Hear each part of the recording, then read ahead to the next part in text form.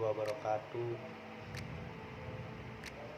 Perkenalkan, nama saya Maesa Putra dari kelas 2P Manajemen dengan nomor induk mahasiswa 1210205554. Di sini saya akan menjelaskan terkait materi human capital yang disebut modal manusia. Apa sih human capital? Yuk kita simak videonya.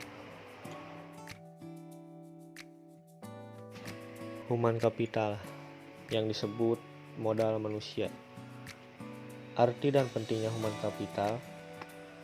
Istilah human capital pertama dikemukakan oleh seorang ekonomi bernama Theodore Schull yang berpendapat bahwa peningkatan kesejahteraan pada perusahaan tidak tergantung pada tanah, peralatan, energi, sumber daya, melainkan pada kompetensi pengetahuan dari pegawainya. Kemudian ia mendeskripsikan posisi human capital sebagai kemampuan sumber daya manusia yang diperoleh melalui investasi pada sumber daya manusia, yang mendeskripsikan bahwa human capital terdiri dari 4 hal, yaitu yang pertama kemampuan, yang kedua perilaku, yang ketiga usaha, yang keempat waktu. Dan semuanya ini dimiliki dan dikendalikan sepenuhnya oleh pegawai. Untuk mendeskripsikan human capital sebagai kombinasi dari keempat faktor tersebut sebagai berikut. Yang pertama, karakteristik sifat yang dibawa pada pekerjaan, misal inteligensi, energi, sikap positif, keandalan, komitmen.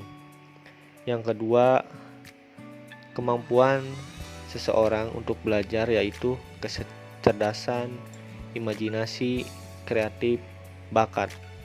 Yang ketiga, motivasi untuk berbagi informasi dan pengetahuan, yaitu semangat tim dan orientasi tujuan.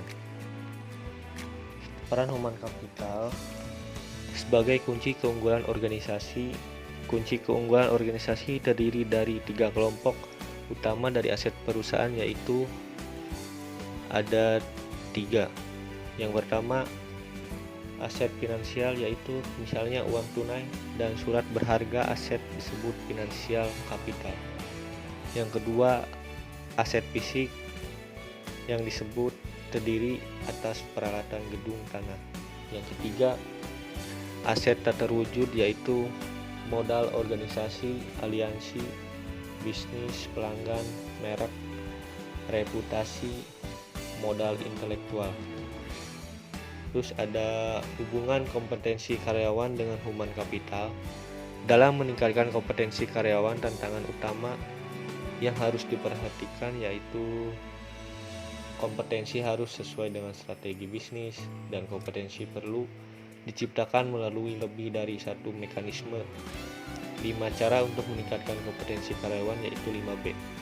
Yang pertama, membeli, mengganti SDM yang lama dengan yang baru dan memiliki kualitas yang lebih baik. Membangun, investasi dilakukan terhadap SDM untuk meningkatkan kualitasnya menjadi lebih baik. Borrow, meminjam, penggunaan konsultan atau partner efektif memungkinkan berbagai pengetahuan dan desain kerja baru. Bounce, melambung, perusahaan harus mengeluarkan karyawan yang bekerja di bawah standar. Bind, mengikat karyawan jangan keluar merupakan tindakan kritis pada semua tingkatan. Transformasi peran divisi SDM dibagi 4.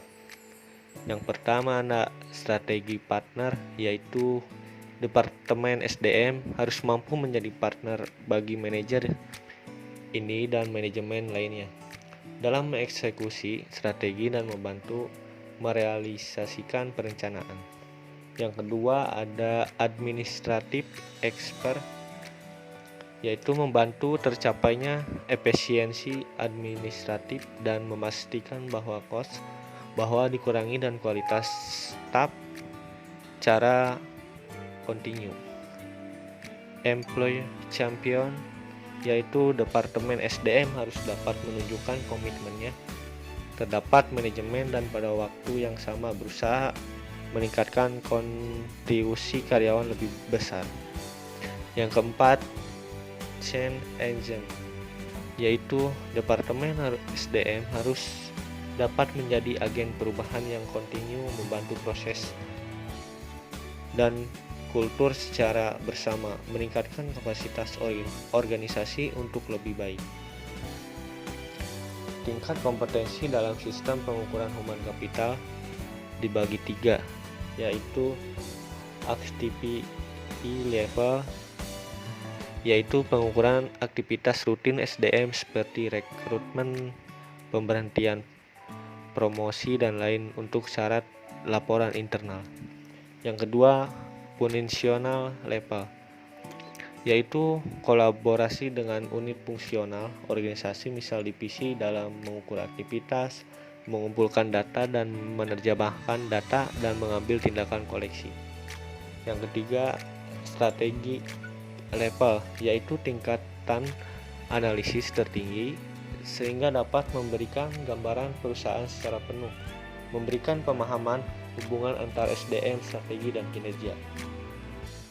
Dari ketiga tingkat kompetensi di atas, diketahui bagaimana melakukan pengukuran nilai human capital pada ketiga tingkat tersebut, dimulai dari tingkat korporat dalam unit bisnis fungsional, tingkat terendah yaitu aktivitas dari SDM untuk mengintegrasikan sistem pengukuran tersebut menjadi sistem kohesif dalam suatu jalur yang terdiri dari tingkat, dan pada masing-masing tingkat terdapat aktivitas yang dapat diukur beserta hasil.